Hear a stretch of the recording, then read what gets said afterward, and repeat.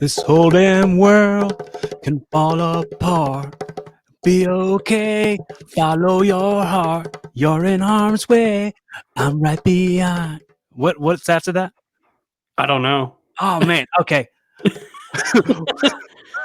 Is that the song? Is that Yeah. I just remember that playing all the time when I was a kid, and I hate that song. Yeah. You know what? I think this might age me a bit. Let me just get in saying Dalton Pruitt is joining me for Howdy. Court Castle. Hi, how's it going? Yeah, howdy.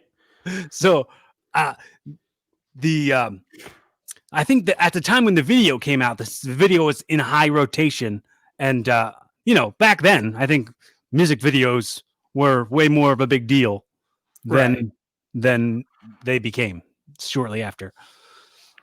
Yeah, I mean, so that's probably why I know the lyrics to a lot of pop songs. The album came out maybe like the year I was born, I guess, because I definitely wasn't around when the video dropped, but Right. I do remember that song playing a lot just on radio and on MTV, even when I was growing up.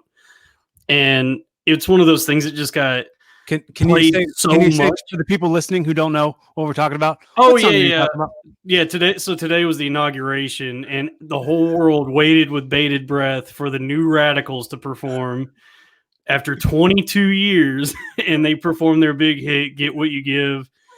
And I didn't understand why anyone was excited for that, because I was like, this band fucking sucks. I hate that song. I was more excited to see Garth Brooks. Did he perform too? He sang Amazing Grace at the inauguration. Man. Oh man, he should have done one of his hits.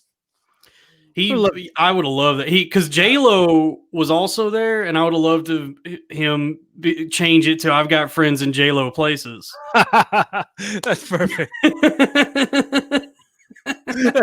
that's absolutely perfect. Yeah. I was gonna say something like "The Dance" or something. Like it's got to be J-Lo places, dude. Missed opportunity from old G. J-Lo places. I don't know what else can apply to that. Any more perfect than what you said. It feels like we were all hoodwinked because they announced this big lineup. Maybe I just wasn't paying attention, because I thought the New Radicals and all of them were going to perform live, but it was the only people that performed live were Lady Gaga, J-Lo, and Garth Brooks. Everything else was virtual. Wow. Do you remember? Do you remember the Obama inauguration Beyonce performed?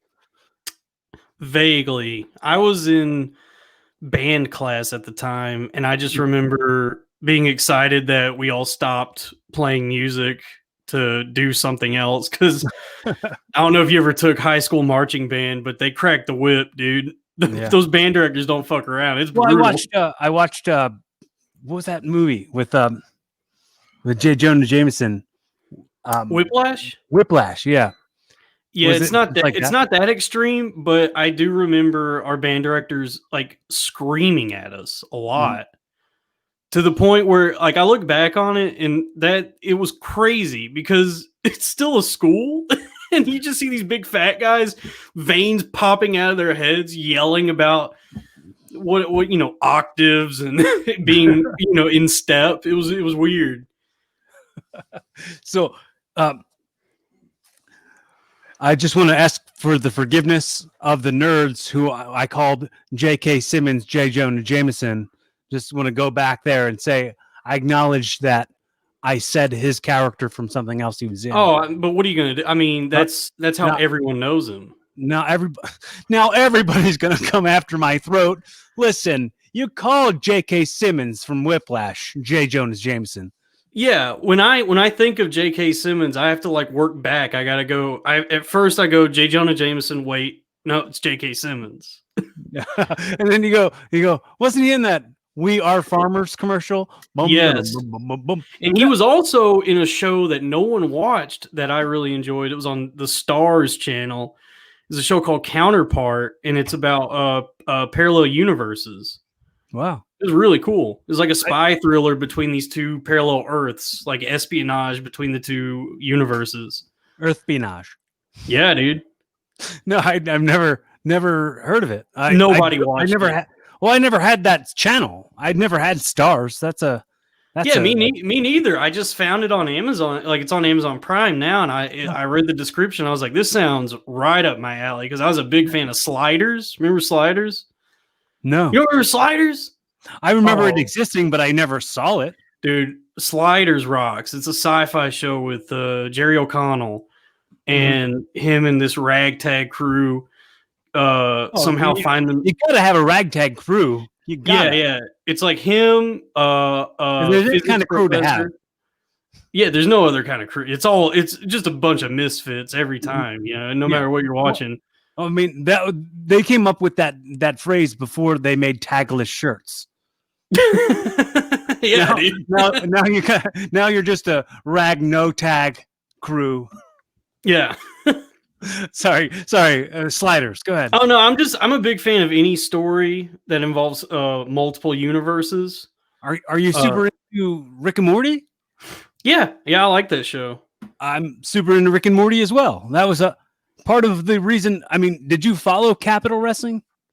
No, I did. I got to be honest with you. I don't know that much about wrestling beyond when I get drunk and watch like Mankind highlights. Okay. Well, I was also thinking of wrestling when you talked about the New Radicals, because that was the group that Chris Benoit was in WWE.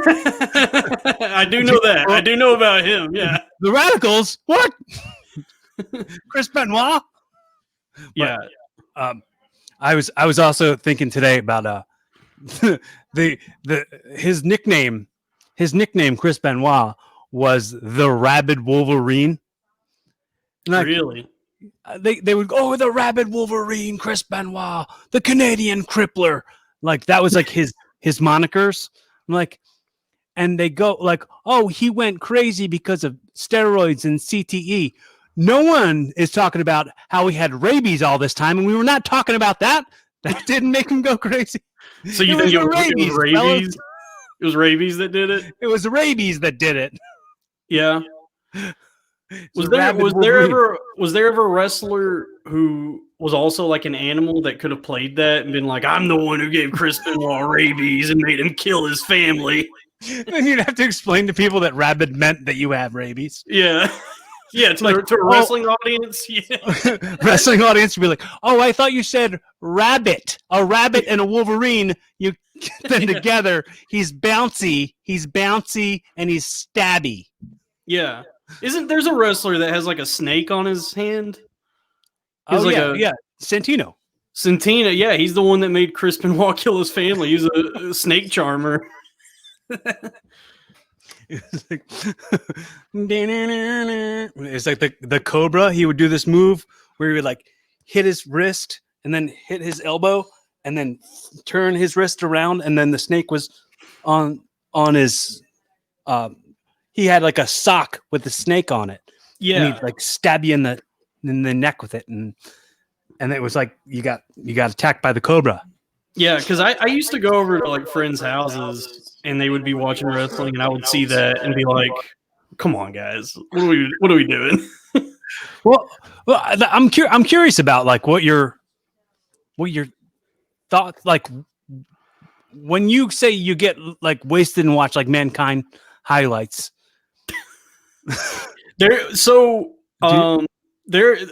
some. So I think wrestling in like kind of exists in ebbs and flows in terms of popularity. Because when I was in high school, wrestling was this like, and I grew up in like a small town in Texas, and even there at that time, if you were big into wrestling, like all the guys I knew that had like XXL John Cena shirts, they were also, they had to go to their own class. They were separated from the rest of, it was kind of like a, either white trash or just autistic was who liked it. But those are my people, dude. I know. Look, I'm aware, but I feel like wrestling had more of an appeal, like in the 80s. It was big, like Dusty Rhodes, and then you had the Attitude Era. And then when I was in high school, it had kind of gone out of favor, and I never thought much of it. and it seems like it's like becoming popular again, especially with like smaller promotions popping up. Like, who you mentioned, they're not called Capital anymore, right? Catalyst. Catalyst. That's what they're called now. But I mean, when I was there, it was Capital. I'm not there anymore.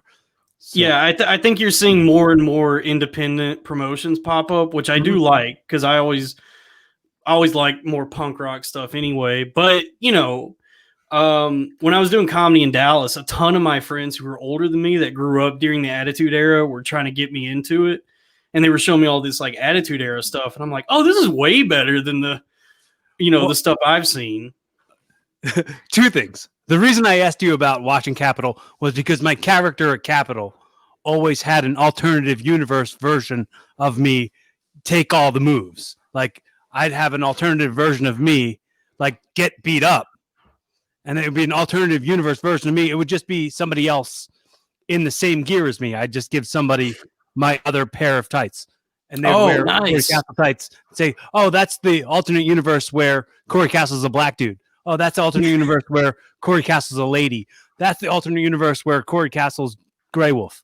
You know what I'm saying? Oh, that's cool. It'll always be somebody else playing the alternate universe, me, but we couldn't touch each other because of time cop rules, where if two matters of the same existence try to exist in the same space, they'll explode. Right. So I didn't want to explode. So we always make sure if alternate universe version of me got in the ring, we didn't ever touch each other. We'd always make a point, be like, oh, don't touch me. Right. So, that's cool, though. So you're a big fan of the multiverse? Yes. All right, cool. So we're right on the same page talking about that sort of stuff right off the bat. Oh my God, yeah, dude, I love that shit. Do you read comic books at all? I don't. I was a white trash sped kid, as you would say. Okay. So John Cena wasn't a thing when I was in high school because I'm a bit older than you, but the kids all that wore the Stone Cold Steve Austin shirts were also in the same hallway as me, right? Because of my learning disability that I had. No, I don't have anything against wrestling or the fans thereof. Right. I just remember in high school, it was a thing that you would be ashamed of for liking. It was like not something that was popular at the time. Mm-hmm. Well, so you're really interested in chasing this popularity, huh? No. It was also like my dad. Like if I ever tried to watch it, he would get mad. He'd be like, "Shit's fake," and I'm like, I mean, yeah, it's scripted, but it's athletic. And he'd be like, "Turn this shit off." So, I mean, it kind of sticks in my mind as a thing my dad got mad at me about. Well, as a comedian, like the way that comedy is a craft, like right. you have to apply the craft to build a set, to do that set, and you have a chunk, and you find your tight sort of bit. That's exactly what wrestling is. Like, right. That's what we're doing. But like we're doing it in what appears to be a more violent way. And to say what appears to be more violent doesn't mean that it's not also violent, because everything hurts like a mofo. Oh yeah. I think because I think when I was a kid, it like when the news broke that it was all scripted, the word that was being used instead of scripted was fake. Mm-hmm. And so I think that had convinced a lot of us that all of it was fake. I don't know. I remember there being like this feeling that nobody was even getting hurt or something. Right. Yeah, that's impossible. You're right. But it's like, I think the reason that wrestlers, myself included, would get offended by hearing the word fake is because you would think that everything about wrestling, including the wrestlers themselves, are fake people. And they're not right. They've dedicated their life to something that means nothing. And that would offend me, That would offend my brothers. That would offend us. We've given our lives for this, and you're saying it doesn't mean anything because you can blow it off by saying the word fake, and then people will hear it like you said. You heard your dad say it's fake, and then you didn't watch it. Like you're saying we are that easily dismissible thing. Who we are, who we've dedicated our lives. I'm not saying that. My dad is. But I'm saying, but you're subjective to be influenced by somebody who would say something like that. So that just blows off. You know what I mean? That makes that fits it into a category of something that doesn't matter when it fucking matters a lot to me. You know what I mean? So that's probably why. And also, we had to protect the business back in the day. But I mean, that was before I was around. Well, I mean, it was kind of protected when I was first around. But if somebody would say fake to you, you'd have to hurt them. Right. Wasn't the preferred term is kayfabe, correct? Right. Yeah. Okay. It was the business was protected. Yes, because I remember, because the word kayfabe is like very inside of the world of wrestling. I don't think a lot of people know that. And then when the news broke that all the events were scripted, they weren't saying scripted or that they weren't. The language that was being used was fake. So I think that got a lot of kids who probably would have grown up with wrestling turned away from it. Mm-hmm. Yeah, like I honestly do think that like you'd probably be into it. Like you said, you found some stuff and you're like, that's pretty cool.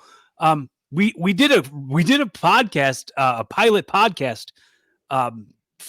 We recorded it for Gas Digital, and it was like me, Matt Marin, Harry Turjanian, Ash, all trying to show like the most fucked up things of wrestling to somebody who was just brand new to being a wrestling fan. So we show them like angles where like this was really racist, or like this they try to pull off like a abortion angle, they try to pull off a necrophilia angle, a rape angle, like all these like controversial weird things, and like listening to him reacting to them, like seeing him off for the first time. But I don't think it ever went anywhere or did anything, but it's still a cool idea for a podcast. Yeah. I wish I was more because I tried to get Matt Marin to maybe hop in on this because I don't know shit about wrestling, but I'm happy to talk to you, and I know that that's your profession. It's not. I mean, it's something I do. It's not who I am. You know what I'm saying? Like, right. I've separated myself from taking the I take it all so personally thing. I'm more about like I have so many other things that mean just as much to me. You know what I'm saying? Like I'm more about the comedy, and I'm more about the podcast, and I'm more about the enjoyment and the compassion and the friendships that I get, and the connections that I make, and the resources that all mean as much to me as like what the last big chunk of my life being in the sport of professional wrestling. Right. Yeah, I'm kind of the same. I'm not, by no stretch have I ever professionally been a comedian. I've just been doing it for 7 years. But I'm at a point, especially in the pandemic, it kind of made me realize how much of my time I was spending just isolated from everybody working on stand-up. Mm-hmm. And I still, I love comedy. I'll do it forever. But I do find that what I care more about is just like, building connections with people, hanging out, doing fun shit. Right. It I for sure, I do not tell somebody, I go, hey, good to meet you, I'm a comedian. I never say that I'm a comedian. Like it's just on my bio because that's the thing I do.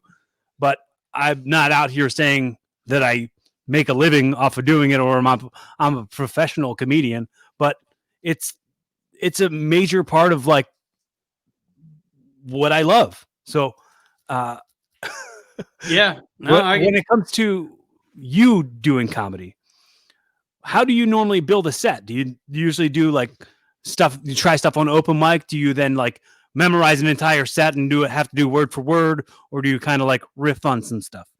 I try to stay loose because I find that because it depends. Sometimes I'll write out like my thoughts, or I'll just do bullet points or whatever. But I just try to stay loose because if I try to stick to something word for word, or if I'm too focused on the wording the same way, like if I was to focus on like a stand-up set, the way I would focus on like writing an essay or something, I won't be entirely present on stage. Mm-hmm. So I just try to stay as loose as possible while still having kind of an idea of what I want to say. And then just riff it out enough times to get a feel for it. But I'm not somebody that sticks to a script really. I'll have sets, but if something happens that derails it, like if I have a heckler or if I decide I want to do crowd, like I like to be able to weave in and out of stuff, you know? It's not so much about the material for me as it is about just being present in that moment and just being funny for however long I'm on stage. Could you perhaps give me some tips? Well, here's the thing. I'll throw at you what the issue I'm facing currently is. Well, I mean, of course, we can't really do comedy as much anymore because of global pandemic, but I fall in I'll write a set, like not word for word, but I'll go, here's the bullet points, here's where I want to go. And I'll write that set out on like an index card. And I'll like keep doing it over in my head as I'm looking at the index card, put the index card away, go to hold a microphone and have to look at the card again, you know? Right. So I was thinking about that because I didn't carry notes on stage for too long. It was maybe only like my first 6 months in comedy and that was just nerves. Right. But then once I got comfortable on stage, I didn't really need to bring notes up with me anymore. And I do think part of that is just from being in band in high school for 7 years and having to memorize music, like intricate pieces of music, that by the time I started just doing sillies on stage, I was like, I got this. I know how to. I used to have to memorize like sheets of music. So I don't know, take marching band for several years. No, that's a tip. Take marching band, everybody. I mean, how long have you been doing stand-up? I did my first open mic in like 2008. Oh, wow. I for sure haven't been doing stand-up. I don't want to say that I've been doing stand-up that long, but off and on, because I like would be like, oh, well, wrestling's more important to me right now, or this is more important. So I would like take long breaks. So I don't want to say that I'm that seasoned at all, but I think I started taking it seriously like 2016. So I'm going to say 4 years, maybe. Yeah. I mean, I don't know if I have any tips because everybody's so different, you know, like, and I'm still trying to like find my voice. I never understood that phrase. I mean, it's just like, you know, you get older and wiser and have different opinions, but yeah, find my voice. Cause I remember I've seen, you know, huge comics here in the city. Like I went to the Cellar like a year and a half ago and Louis dropped in and he had his notes on stage with him. So I don't think there's anything wrong with bringing your notes on stage as long as you're not like looking down at them the entire time. That drives me up the fucking wall when someone, because if you do have your notes on stage, I would say put them somewhere. Don't just hold them in your hand. Put them on the stool, or if there's a piano rested on the piano, you know, that way. Very, very rarely do you see a piano on stage at an open mic. I'm remembering fondly the now R.I.P. to the Creek in the Cave. You know, did you ever go there? Yeah. I mean. Just did open mics there, but I mean, the stage was different. Like it was in the basement, like the cold ass basement. But there was a piano. Was there a piano in that room? There's the stage. Okay, yeah. All right. Yeah, I forgot. Normally, I would associate piano with like classy, like a candle and like a lounge singer sort of. Quite the opposite at the Creek in the Cave. Yeah, I mean, it's fine to have your notes on stage. It drives me up the wall because I see people who are like such good writers but who are too in their own head about the wording of it, and they stare at their phones the entire time they're on stage, or they just have their phone in their hand. And that's so, for me personally, that's so distracting to me, because it doesn't feel like they're performing for the audience. It feels like they're just working shit out or whatever, which I guess is the point of an open mic, but it drives me crazy. It feels like you're not connected. I think the idea behind what you're doing, and I think the same thing with like acting, the way you do it is that you're not acting, you're making sure it seems like you're having a spontaneous conversation with somebody, or you're saying thoughts that you're actually having. If you're looking at your phone, you're like, oh, this is a thing I'm saying a thing, I'm reciting a thing. If you're just saying something on stage, then it's like you're saying it for the first time. We want it to appear as if we're saying it all for the first time, like for an audience who's there to have a night out that they haven't gotten all week. Right. Yeah. It's supposed to feel like like you're saying it for the first time, which is tough, because you've said it a million times by the time you're on a show. I'm trying to think. There was a line from a TV show that stuck with me that I apply to kind of anything I do. Actually, it was a show. I don't know if a lot of people watched it. It was on Amazon Prime a couple of years ago. It's called Undone, and Bob Odenkirk is in it. I love that show. Yeah. I've watched it a few times. Yeah. Yeah, and so there's that line when he's trying to help her figure out her powers, and he goes, "Try, but don't try, but also try." And that's kind of how I feel about everything you do. It's like you have to. It's like that thing where, like with like trying to pick up chicks, where you can't give too much of a fuck, but you have to give just enough of a fuck to talk to them. Well, did you see the new season of Cobra Kai? Yes. When he was trying to write her back that long message on her face, like in response to her Facebook thing.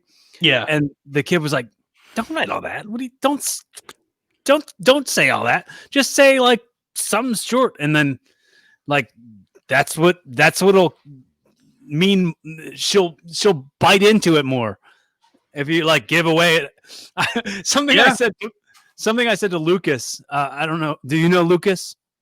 Twitch? No. Okay. No. Whatever. He's does stuff with Zach in wrestling, but I said, don't lead with your damage. Like, oh yeah. He had like on his Tinder profile that was like, I'm sorry if I'm exposing your Tinder profile, Lucas. He had on his profile, he was like, on the autism spectrum, Tourette's. I'm like, don't tell him all that. Myers-Briggs, INJP, all that. Right. Don't say all that. Like leave something for them to want to find out. Yeah, first rule of show business, leave them wanting more. Right. I always recommend to anyone who wants to do anything creative or artistic is you kind of have to, like, you have your main focus, and I think it's a good thing to also seek out things you like and absorb them. I find that with anything creative, reading is probably the best way to get better at anything you're doing, just because of the way it like opens up your mind. You know, I sound like an elementary school teacher. No, you're absolutely right, because you put yourself in a different physical space and a different like emotional space, because you've escaped into the page of this. It's not like flashing lights and colors and it's like you have to like really wrap your imagination around comprehending these words and building the story appearance in your brain just off of what they're telling you. Yeah. And I'm always impressed because there's certain books or whatever that are promoted as being hilarious. Very few times in my life I've ever been reading something and laughed. I'll think in my head, oh, that was clever. I'm always really impressed when like a writer is able to put a joke on the page that actually makes me laugh. And I think if you can do that, if you're able to write something down and it's funny, then that's gold right there. Learn how to do that. But that's tough for anybody. That's two authors, two people whose books made me laugh out loud like that. Chris Jericho's books. He has a way about his the way he tells a story on the books is it's just as casual as us chatting, and it's something I like and something I have laughed at. And Pete Holmes' book. Really? Yes, Pete Holmes' book made me laugh out loud a couple times. Really? I'm trying to think what made me. There's certain authors that do get to me. I think like somebody like George Saunders is a really good comedic writer. David Sedaris, his essays are pretty funny. I cheated and I listened to the audiobook for Norm's book, but that's hilarious. I mean, that if you want a funny book, was it the memoirs or whatever? Yeah, based on a true story by Norm Macdonald. That might be the hardest I've laughed like reading a book, even though I listened to Norm read it. It was really funny. I have it on my wish list, and I've never pulled the trigger on that one. I had the audiobook, but just getting to listen to Norm for 10 hours is a treat. it's really enjoyable. I do think like reading a lot just it allows you to gain perspective on a lot of things and enlighten yourself in a way where you have more to talk about.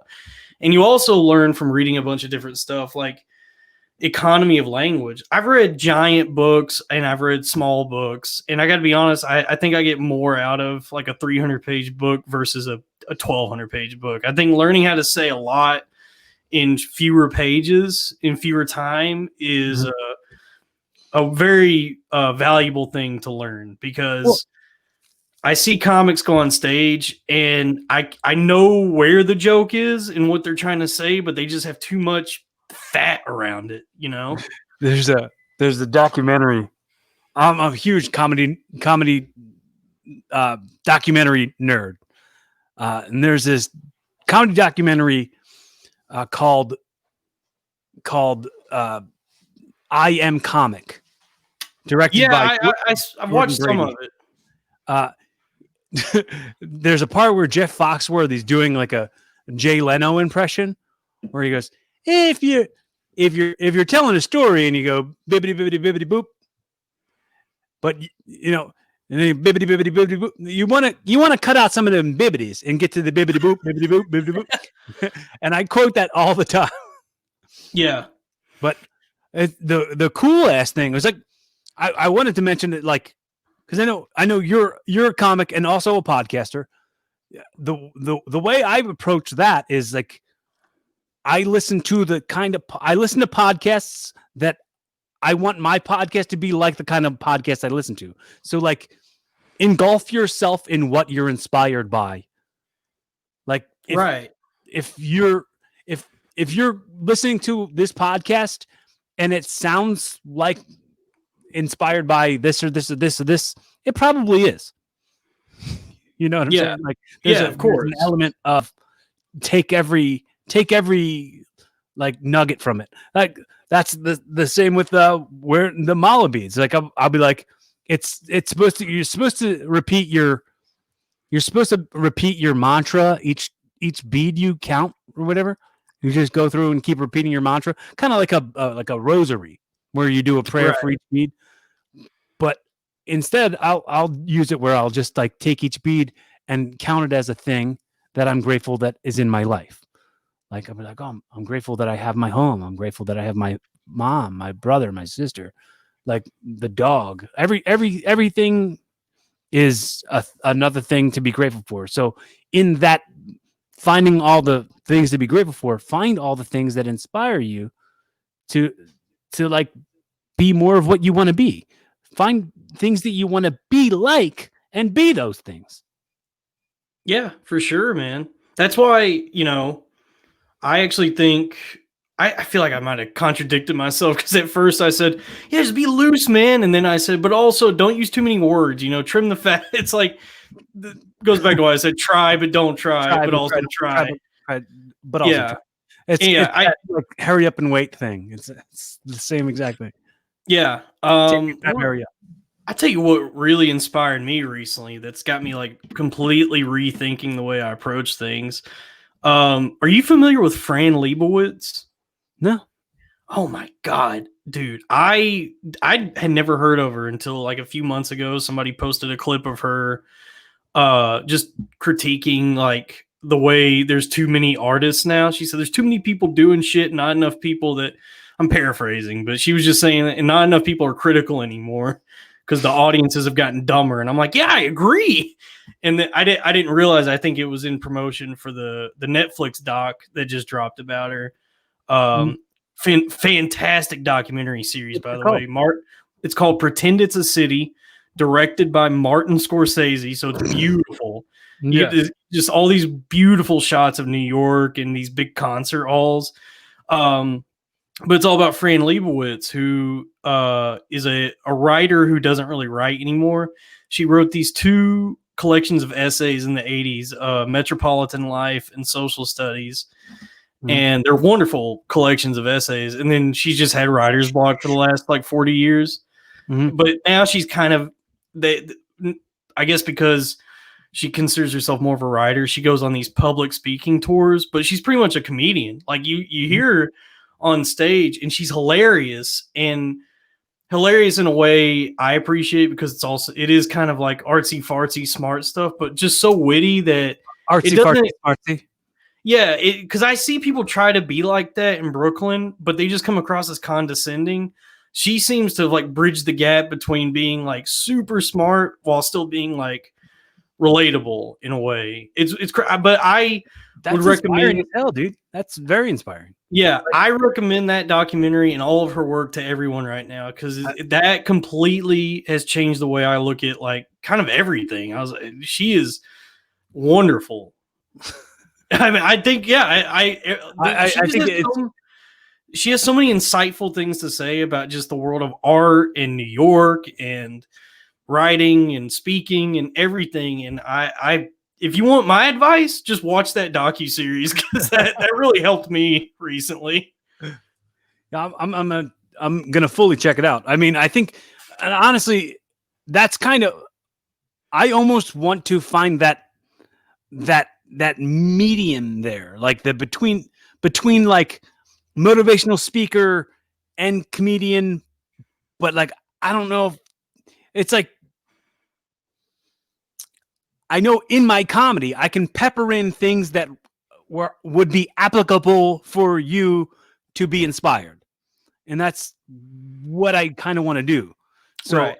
It was inspiring to me. For anyone else, it would be a demotivational thing. Like, she's very critical, but it just inspired me a lot. Right. But I understand what you're saying. Yeah. What you're talking about is tough because comedy is like very cynical by nature. So I don't know how you're going to inspire anybody with comedy. Well, I try to put like little messages in the jokes where it's like, it's not that bad. Like, it's like, you're doing great. Accept the compliments. You're doing great. What, like, kind of like what, who just posted that? Who just had that special called "You're Doing"? It's like, you're great. Tom Papa. He just had that special on. Oh Netflix, yeah, where it's like, yeah, you're fine. Like I kind of have those messages sort of peppered into my sets. Yeah, I mean, what you're talking about, very few comedians have been able to do. I mean, you got guys like maybe Richard Pryor, Louis, Carlin, maybe not. He was more of a we're all fucked kind of guy. But there are a few guys who were able to like. I think Pete Holmes is like that. I think Pete Holmes. Yeah. John Mulaney somewhat. Mike Birbiglia somewhat. But it's like. I want to be over the club scene before the club scene has even found me. You know what I'm Oh, saying? I know tons of comics like that, man. Right. I mean, I don't know. The clubs, I mean, if you want to talk about clubs, are notoriously bad throughout the country. There's very few good comedy clubs. Most clubs will fuck you, especially when you're starting out. Maybe you're in New York, right? I'm in Philly. You're in Philly. Okay. Yeah. Actually, you have good clubs out there. You got like Helium and maybe that's Punchline. it. What else is there? Punchline. Yeah. Yeah, so you actually have some like good clubs. Yeah. Here in New York, there's great clubs. They're just so hard to like get your foot in the door. Right. But when I was living in Dallas, the big club out there, Hyenas, and I'm grateful that I got to work with headliners I was an MC, and if I'd stayed, I'd probably be a feature by now. But I moved up to New York. But you get booked. I was maybe like a year or two into comedy when I got my first MC spot. And I thought I was just so grateful to be getting to perform that I didn't even think about how much I was getting fucked because I had to drive. This is the Dallas Fort Worth area. So let's say you live in Fort Worth, but then the Dallas club wants to book you. A lot of people don't know this, but Dallas and Fort Worth are about 60 miles from each other. So it's an hour drive. Mhm. And so I was living in Fort Worth and I would get booked for Dallas. I got to drive 60 miles for the shows that night and then go home and then do it again 2 more nights. So it's 5 shows altogether over the weekend. Right. 1 show Thursday, 2 shows Friday, 2 shows Saturday. And at the end of all of that, you make $100, not per show, for the entire weekend. I have to say, Dalton, this is exactly what wrestling is. Oh yeah, I've heard of the parallels. I've been saying all day I've been having the conversation where I talk about the amazing amount of pay to playness that is involved with anything I go to do currently. So I've been doing wrestling. I'm a well-respected vet in the business. However, I can go travel to South Jersey and not get paid, or I can travel to Delaware and get paid $50 that takes my entire Saturday away from me. So I could be earning more than that at a job, but I'm such a mark for myself for being in a main event spot. I'm such a mark for myself for getting the title and having the big push and like creating these memories for these people, because these people are going to take this home with them and they'll talk about it for years and years to come in their lives. And Right. Like somehow I'm more of a mark for that than I am for like, oh dude, I'm risking my body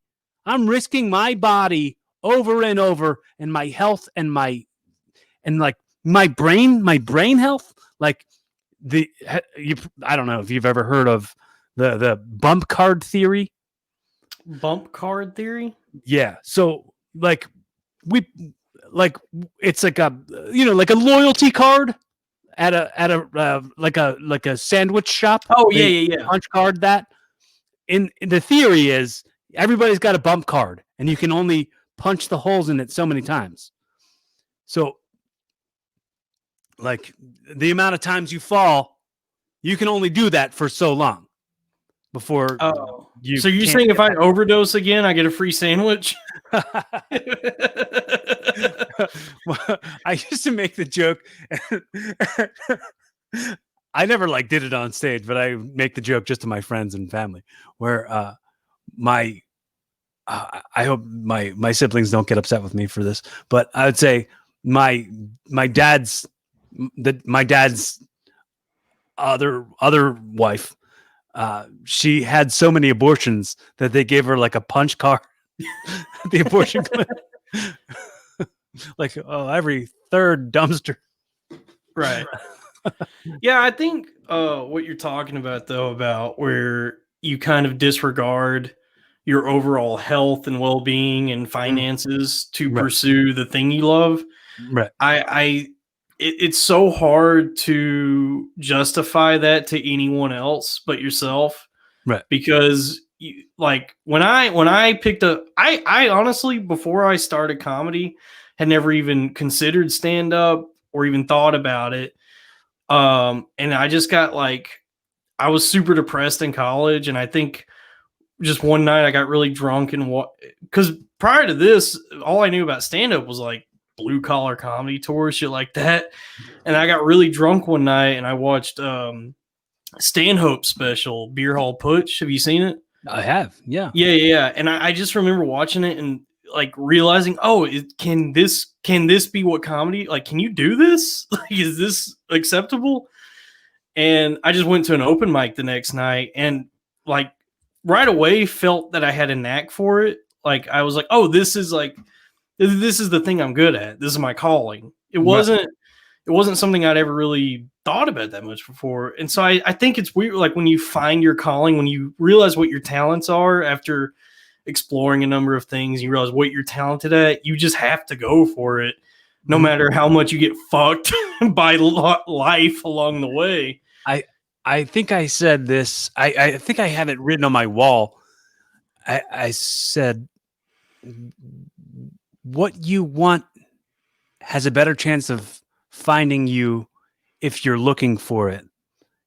Unless you can't just like, I guess in that way, just the quote being like, you can't go, well, I'm not good at anything. Well, got to just go be a 9-to-5er and just, get on the like conformity track and just live this life that I'm a spectator to versus being an intentional creator in your existence and really going out there and making your dreams work for you. Right. Yeah. I mean, it's scary. I understand why most following your dreams is a foolish thing to do. You'll have a decade of misery before you even start seeing the light at the end of the tunnel. So it is crazy. So speaking of that, like the comedians who would stay inspirational, for me, I thought that was a lot of Mitch Hedberg. Mitch Hedberg inspired me so much. He would say things that I still apply all the time, but he would say, man, I'm tired of following my dreams. I'm just going to ask them where they're going and I'll catch up with them later. Yeah, I remember that. That's a good one. I mean, all of his jokes are good. Yeah. Hey, if you want to talk about economy of language and trimming the fat, no better example right there. Well, he did this bit where he would say, the great thing about tennis is no matter how good you get at tennis, you'll never be as good as the wall. Right. I took that and I brought it home with me. I chewed on it like it was a piece of gum. And I was like, I started comparing that to speaking to difficult people. Speaking to difficult people, they're the wall, and I'm trying to be a good tennis player. And I'll never be as good as that. So some of it is like I wind up just roofing that tennis ball instead of having a good volley back and forth because I'm not getting anywhere with it. And I can only roof so many tennis balls because there's only like 3 or 4 in the can. Right. Yeah. I mean, I understand what you're saying. Yeah. It's, I don't know. During the pandemic, I've been thinking a lot about why did I move to New York to pursue this? Yeah. But it is like, I don't know. It's like when you feel like you have to do something, you just have to do it. So when did you start the Loud Boys? We started it like right before Corona hit. Yeah. We started it maybe January or February of last year. You doing it in the studio or are you doing it virtually? I don't know if we've ever stepped foot in a studio to record it. We were just doing it in like whoever had an apartment available, whether Robbie's roommates didn't mind or Joe's, it was just whoever had a space. Right. We would do it in person, and then the pandemic hit, and we've been doing them virtually, and then getting together when all of us are in town, at least. Yeah. But we probably started about a year ago. Okay. Well, how do you like it? I mean, is it do you take from shows that you like and try to like follow that formula in a way? I mean, we all are big fans of various podcasts, and you could definitely hear the influence throughout our episodes, but we're starting to move away to figure out what our own chemistry is. I feel like we're starting to find our own groove. Mm-hmm. But yeah, there's definitely inspirations that we have that, and there are times when after an episode, I'm like, guys, we're starting to sound way too much like Come Town. Like, let's take it down a notch and not sound like that show this much, because people are going to call us on that. So yeah, for sure. At least you've got people to call you on it. It's not like you're just doing it to nobody. Dude, I tell you what, man. As I love stand-up. That's like the thing I really love and I want to do, and that fulfills me creatively. But podcasting at this point might be a more lucrative venture, because I've gotten more. This is the only thing I've ever done that's stuck. That's like gotten me fans, gotten people to like listen to me. So I don't know. Podcasting rocks, dude. It's just I prefer stand-up. Yeah, I mean, the way I word it, and please feel free to borrow this and apply it if it applies. I always say the podcast feeds the comedy feeds the wrestling feeds the acting, the comedy acting, right back to the comedy, right back to it all feeds itself. It's all a cyclical thing. So, and Ouroboros. Do you know what an Ouroboros is? Ouroboros. No. Ouroboros? It's the snake eating its own tail. Yeah. Okay. Yeah. It's exactly that. Yeah. It's the snake that eats its tail. Yes. Yeah, but still gets full and never runs out of tail. Right. Mm-hmm. Yeah. I know a lady who has that tattooed on her. That's funny. It's a cool tattoo. It's a cool image. Mm-hmm. That and the "Don't Tread on Me" snake. I'm upset that the "Don't Tread on Me" snake got co-opted by like Q and all them, because the "Don't Tread on Me" snake rocks. Well, I would get that tattoo. I was just hearing it on, I think Neil Brennan's podcast, when he was like, "Oh, the lady holding the 'Don't Tread on Me' flag got trampled." How perfect is that? Like, no, you couldn't write that. That's perfect. Yeah. I mean, that is funny, but also they've taken my snake from me. They've taken my beautiful "Don't Tread on Me" snake. So, I think what you do, like I've noticed it from, just when we were guests together on The Thing Is, and I noticed that you have this sincerity to you, and I wanted to take the time right now, because this shit's outliving us, dude. This shit's outliving us. This right now for us is going to be a different right now that maybe we're laughing about in a year. Right. Who knows? Who knows what it's going to be like? But before it changes in any way, I just want to make sure I let you know on the record that I feel that way, and I feel that you're bright in this, and you're genuine, and I appreciate that. And I'm glad that we met in a weird way. You know what I mean? We did meet in a very weird way. You might even say we still haven't met. We were looking at screens. Yeah. But we know each other now. Yeah. And I'm glad that I got to meet you, quote mode, meet you, unquote mode. Oh yeah, no, you're cool. I'm glad we got to meet. It's weird though, because I hate doing virtual stuff. It's so hard to have real conversation this way. But you're a cool guy. All right, awesome. I love it. I'll accept that compliment. Cool guy. I won't tell anybody that I'm a cool guy, because if I say I'm a cool guy and then 2 seconds later I say something that makes me seem incredibly uncool, I'm not only uncool, but I'm a liar, because I said I was cool. So be careful how you identify. But anyway, continue. I'm very genuine. Yeah. But dude, you're so funny. I haven't listened to any of your stand up, but I can tell that you're, that you get it. And usually it's like you get a feel for somebody when you're like, yeah, they get it. They get it. And right. I'm glad I see that you get it. And yeah, no, I appreciate it. It's so tough being in comedy, like, because you understand that you could just tell when somebody gets it, Right. And to have comics come up to me, want to talk to me and ask my tips and thoughts and all that. It's like, well, what I really want to say in this moment to certain open micers is like, you should find something else to do. But I can never say, I couldn't hurt someone like that.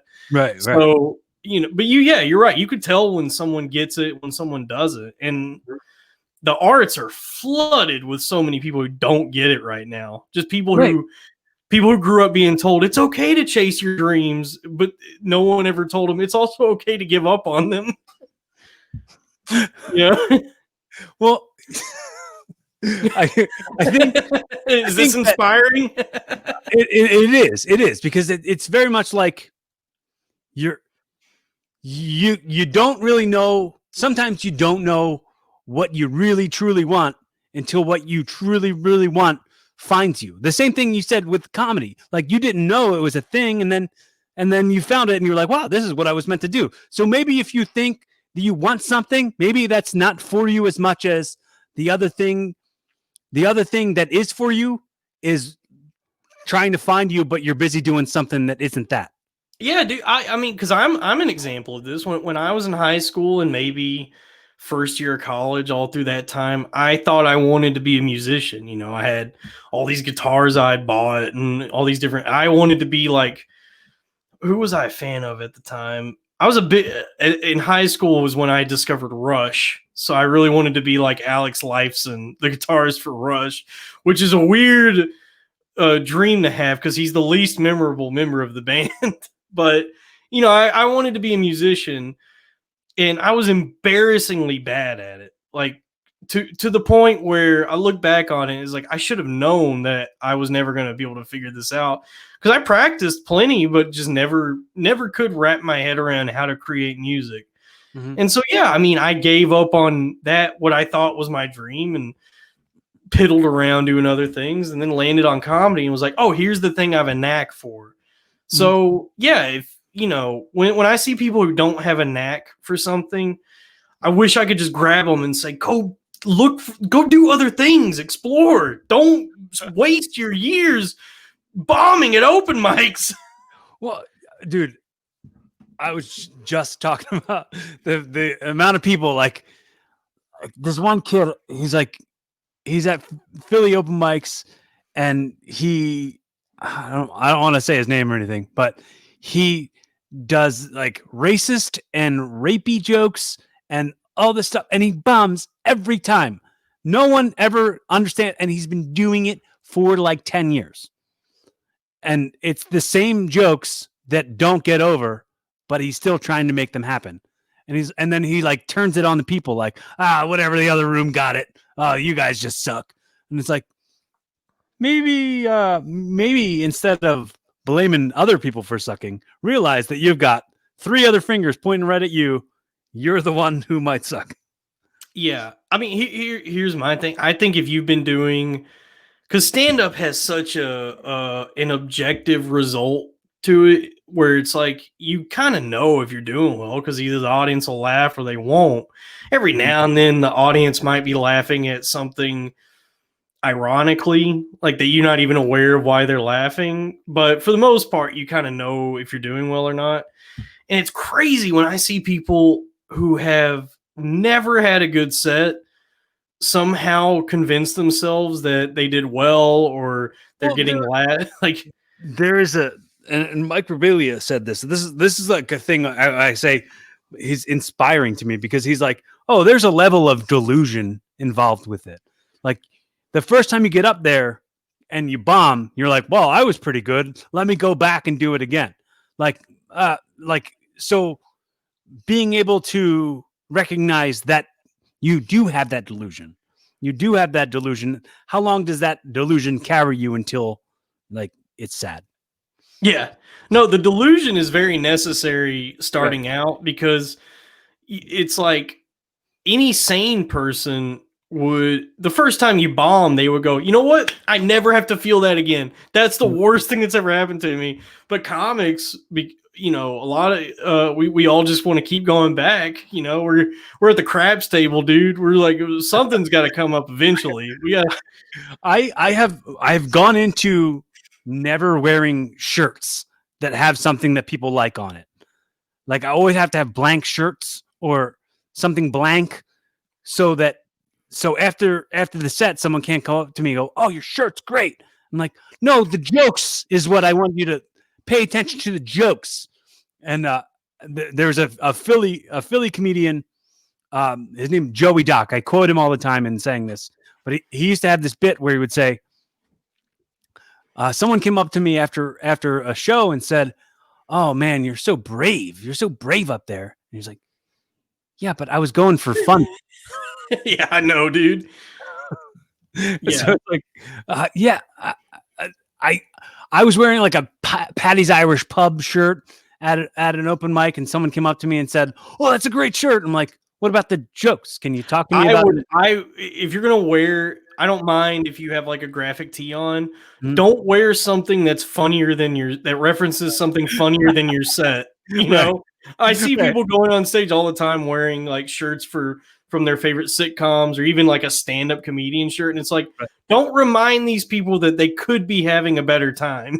You're not as funny as the content that you're purchasing. Yeah, exactly. Like if you were to wear what you're wearing, oh wait, no, that's Conan O'Brien, not Conan the Barbarian. Never mind. Don't wear that on stage. No, never. If it was Conan the Barbarian, I'd be like, hell yeah, dude, wear that all you want.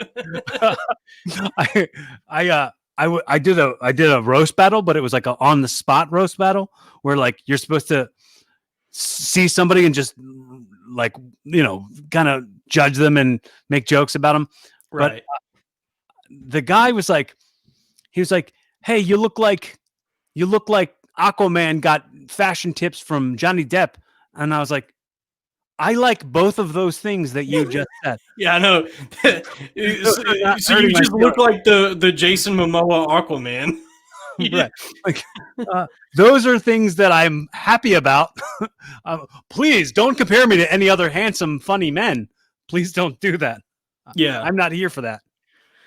Speaking of, this is a tangent. I just recently, have you ever seen What's Eating Gilbert Grape? Oh boy, like in the 90s, probably. Dude, I can't believe that that's like a revered movie because I watched it the other night for the first time. It's crazy. Remember that scene in Tropic Thunder where he talks about going full retard? Mm-hmm. Leo DiCaprio goes full retard in this movie. He is like twitching and doing all the and then the mom is like so fat she can't even walk. And the plot of the movie is Johnny Depp's just pissed because his fucking retarded brother and obese mom are stopping him from getting pussy. It's a crazy movie, dude. He's just like, man, I want to get out of this town, but my mom is fat and my brother's dumb. You just gave away the plot. The question was, what is eating Gilbert Grape? Answer, my mom's fat and my brother's dumb. Yeah. That's the whole. It's crazy. It's a crazy movie. Anyway, yeah, Johnny Depp's hot, and if you were Aquaman getting fashion advice from him, you look pretty good.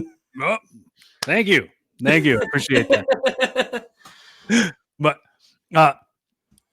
so I want to just 2 more things, and then I'll send you off. You can ride off into the sunset and get a handshake and a hot dog. 2 more things. One being, I like to say to you, I probably said it to you earlier about how I appreciate all this stuff being on the record. I appreciate this stuff outliving us. I appreciate the fact that, when we're not here, the people that we love are going to come back and listen to this and understand who we truly were. Hopefully, ideally, in this moment, I want you to take, I call it audio time travel. So I want you to travel into what maybe 20, 25, 30 years from now. Whoever loves you is listening to hear what Dalton Pruitt was really like and what messages he can deliver to them in order to help them have a better tomorrow than today and inspire them to be better people. Oh my God. I don't know if I'm the right guy to ask, dude. I'm a mess. I mean, I'm a degenerate, dude. I mean, I think all of that is very temporary. You know what I mean? So this is just a timestamp on 2021 Inauguration Day who is Dalton Pruitt to tell these people? I mean, it's simple but also difficult because I grew up as an only child, and my parents were two very lonely people as well. They never really had that many friends, and my dad's not close with any of his family except his mom, who's now passed away, my grandmother. And my mom, it was kind of dysfunctional and very lonely because we were always moving and stuff. And so it took me a long time to realize how important it is to build like connections and bond with other people, and don't be afraid to let people in, and don't be afraid to don't overshare right away. Like you said, don't lead with your damage, but also don't be afraid to open up to people and to let other people in, because it's like, at the end of the day, that's kind of all we have is each other. So I think that's the most important thing, more than success, more than financial, whatever, more than any of that, is just like, call your mom and dad, make sure that you're on good terms with them. If you're able to, call your friends. Just don't worry about the minutia and tedium of everyday life. There's a movie, I'm referencing a lot of movies. There's a movie called World of Tomorrow by Don Hertzfeldt. Have you seen that? No. There's a line in it where a character says to another character, I don't want to spoil the movie because it's great, but she says to this other character, live well and live broadly. Don't get lost in trivial detail. And that's kind of how I kind of try to approach things, is like, live as big as you can, but don't worry too much about success or finances or just unimportant shit.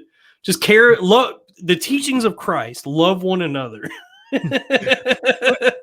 It's weird because I say like in the relative term, right? So let's say there's 24 hours in a day. 24 full hours in a day. Something happens in 1 second, that it's 1 second of all of those 24 hours, and it ruins your entire day. Right. Well, maybe you should not let things ruin your day, and then your days will not know what being ruined is like, and you'll enjoy yourself while you're alive. Yeah, and if I'm talking to people 30 years from now, if the internet is still around, don't look at social media too much.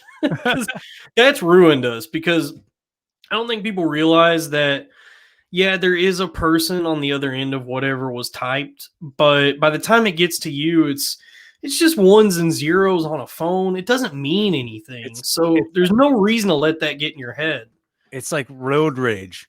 Yeah. It's virtual road rage. It's like you got enough of it when you're out on the roads. And my thing is, I love to complain. It doesn't mean that I hate the thing I'm complaining about. I just love complaining, and looking at social media scratches that itch too much for me. And then I end up just getting mad, but I just enjoy complaining. So I don't know. So I think it's important now more than ever, especially to just be kind to one another, love one another, and check in every once in a while. This is the second time I've thought about referencing Incubus, the band Incubus. Hell yeah! They have a song in the newest album where they say, "You're a snake that eats its tail," and you Ouroboros. Yeah, I didn't know that was called Ouroboros, but thank you for teaching me that. And there's an older song of theirs called "The Warmth," and I think that kind of wraps up what you were saying in a kind of a pretty package. And say, don't let the world bring you down. Not everyone here is that fucked up and cold. Remember why you came, and while you're alive, experience the warmth before you grow old. Yeah, of course. Heaven is a place on earth. The kingdom of heaven is here with us now. We just have to access it by loving one another. I mean, it bothers me now that nowadays that because I grew up in the church. I grew up down south. I grew up in all kinds of different churches and studied the Bible a lot as a kid. And yeah, I mean, a lot of the Old Testament and certain things are kind of goofy, but at its core, when you study the teachings of Christ, it's a very simple message, which is just be kind to one another and love each other. And a lot of people seem to don't want to hear that. It's crazy how the more that things change, the more they stay the same. Well, that's a Rush lyric. But at the same time, I have to say, it goes back to something you said about yourself. So many people just love to complain. And I think so many people just love to try to not be told what to do. People rebel against being told what to do. So if people are being told to be good to each other, it's like, how dare you try to tell me what to do? How dare you try to tell me to be a good person? Then I'm going to rebel against that because I like to complain about the people who say that stuff also say this other stuff that I like to complain about. So it's just like falling into bullshit patterns that get you in your own way. Right. I mean, I think smarter minds than ours would call this the human condition, perhaps. The cosmic joke. Yes. Yeah. Because I look around and everybody's acting like today they were like, this is a historic time. And I'm just like, when has it not been? It's all historic. I mean, when I was a kid, I watched the planes fly into the towers. It's all, there's always something happening. Look up a song from the 90s. Is it Get What You Give by the New Radicals? Yeah. Oh, okay. All right. Well, here we go, folks. What are the lyrics to this song? Thanks for listening, everybody. Here we go. 1, 2, 1, 2, 3. Ow. Wake up, kids. We got the dreamer's disease. Age 14. They got you down on your knees. So polite, you're busy still saying please. Frenemies, who when you're down ain't your friend. Every night we smash a Mercedes Benz. First we run and then we laugh till we cry. But when the night is falling, you cannot find the light. You feel your dreams are dying, hold tight. You've got the music in you, don't let go. You've got the music in you, one dance left. This world is going to pull through. Don't give up. You've got a reason to live, can't forget. We only get what we give. I'm coming home, baby. Your tops, give it to me now. 4 a.m., we ran a miracle mile. We're flat broke, but hey, we do it in style. The bad rich, God's flying in for your trial. But when the night is falling, you cannot find a friend. You feel your tree is breaking just then. You've got the music in you. Don't let go. You got the music in you. One dance left. This world is gonna pull through. Don't give up. You got a reason to live. Can't forget. You only get what you give. I just read it like I was calling a ball game. I wasn't even singing. So it's like amateur hour. I can't wait to listen to that because it really is just me. It really is just me being like 4 a.m. We got the dreamer's disease. We do have the dreamer's disease. Yeah, but you were talking about religion. You growing up very like structured in the religion. Were you like fully into dogma since like you were in that, like not the movie Dogma, but like but I was into that movie. Yeah, the movie is great. I love the movie. Yeah. I was very into it as myself. But were you very much like buying everything as literal, or did you understand that these are metaphorical? These are like I bought it as literal probably up until I went to college. Yeah. because the town I grew up in was like this very small insular religious town. So, yeah, it was just all around me. So yeah, I took it very literally. And I think I started questioning it in high school. But it wasn't, I didn't have the like Santa's not real moment until college. Did you lose anybody, like any family members? Did you have any like deaths, like friends or family members in your circle growing up? Deaths? Yeah. Growing up, I'm trying to remember. Did I go to? Yeah, my grandpa died when I was in high school. Yeah, And you were automatically like, he's in hell. He's in hell. Yeah, he's a bad guy. Okay, so my family would hate me saying this. He really was kind of a piece of shit. Do you still believe in the idea of heaven and hell being a physical place that you would go?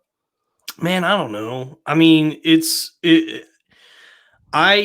is where I miss religion, because I at least had the for certainty that there was at least an afterlife, that there was like a it's like that Rick and Morty episode where like the guy was like, oh, I gotta be killed by a true warrior to get into heaven, and then Morty was like, oh, it must be nice to be like so sure, and the guy's like, wait, you have to be sure, you have to have evidence, and then the guy goes out and gets hit by a car and dies, and then like demons come and drag him from hell, and he's like, it's not real, I blame you.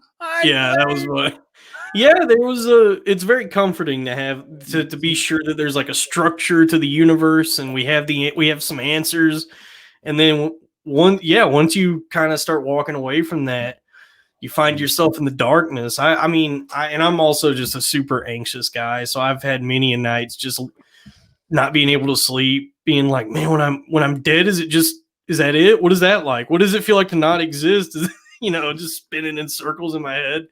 So I don't know if I believe in the Abrahamic vision of heaven and hell, where it's like lake of fire, gnashing of teeth, whatever, and then heaven, golden streets, all that.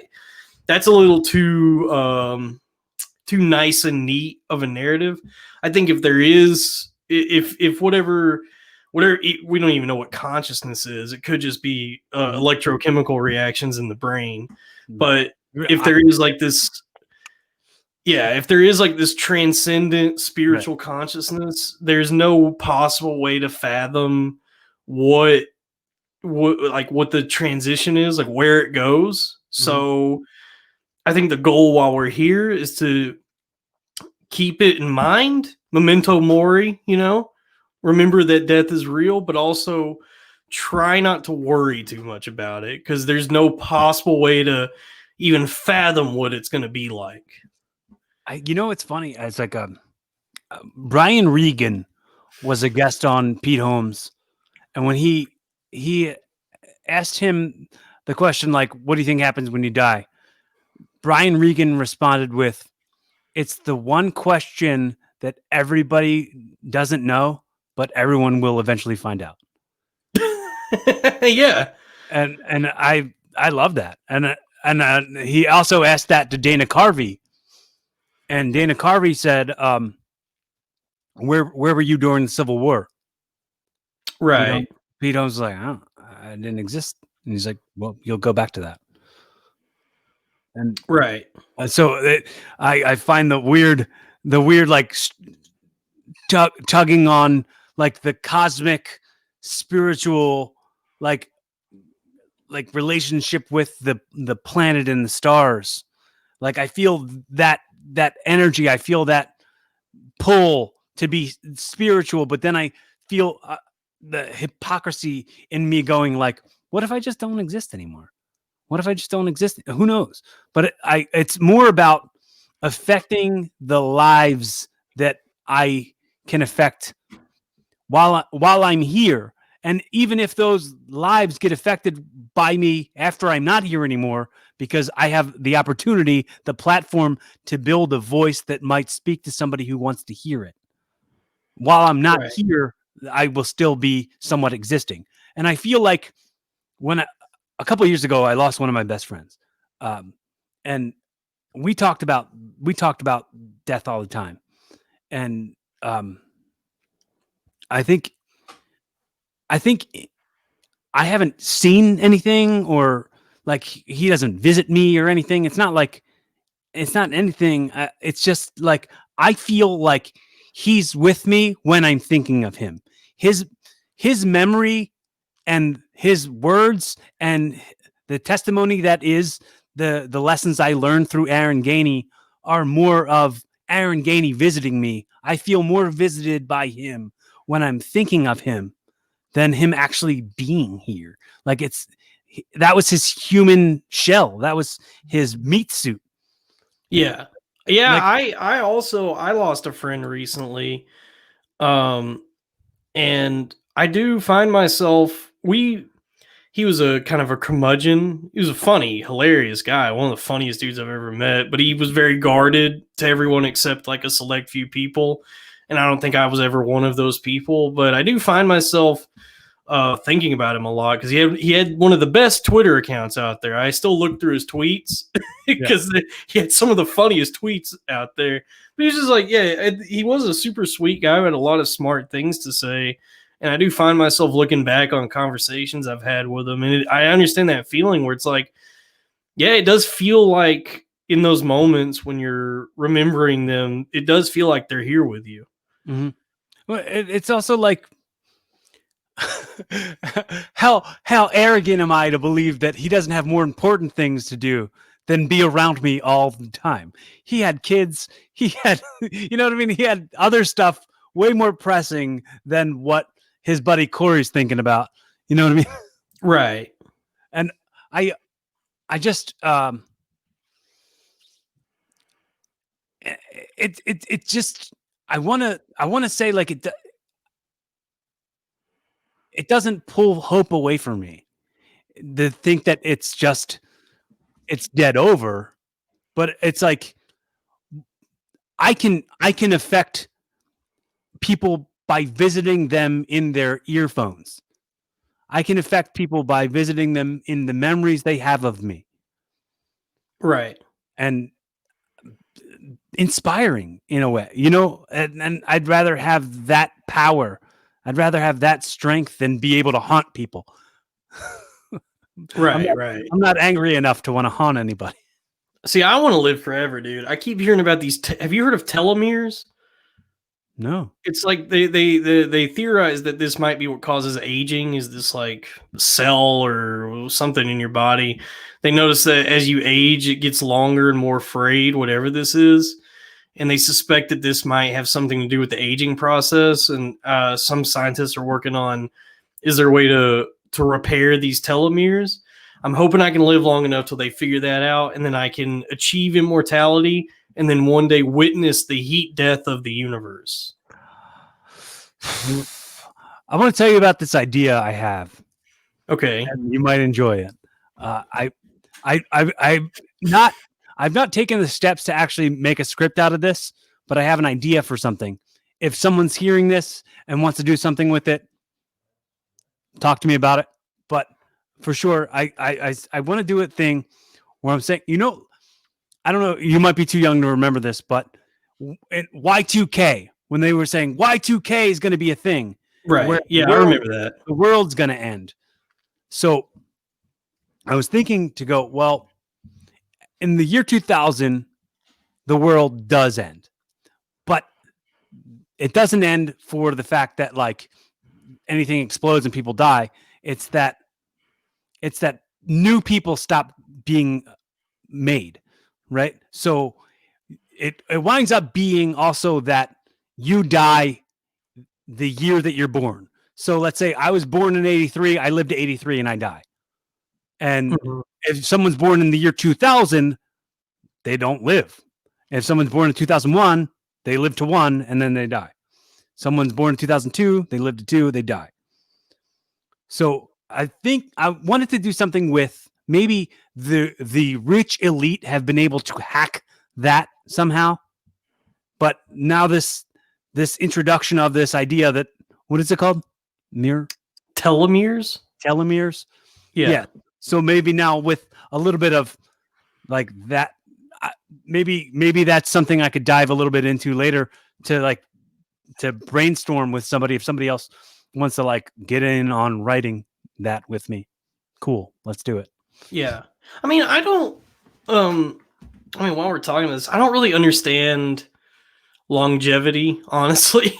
I don't know why people want to live for as long as possible. I was like, I ain't here for a long time. I'm just here for a good time. You know what I'm saying? Mm-hmm. But I mean, yeah, I don't.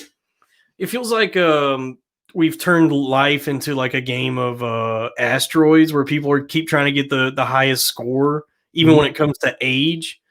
And it's like, when I look at somebody like Dick Van Dyke, it's like, hey man, he made it to like 100, cool, but I don't know why that's everyone's goal. That is a weird thing. I guess it's like a natural survival instinct.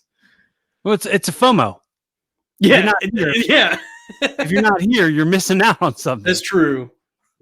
I think it's also the fear of the unknown. It's fear of it's just being scared. That's true. Yeah, you're not brave because you lived long. You're scared because you lived long. That is wise, my friend. Because most old people seem terrified all the time. It's like any minute now, it's around the corner. The way I normally wrap it up is I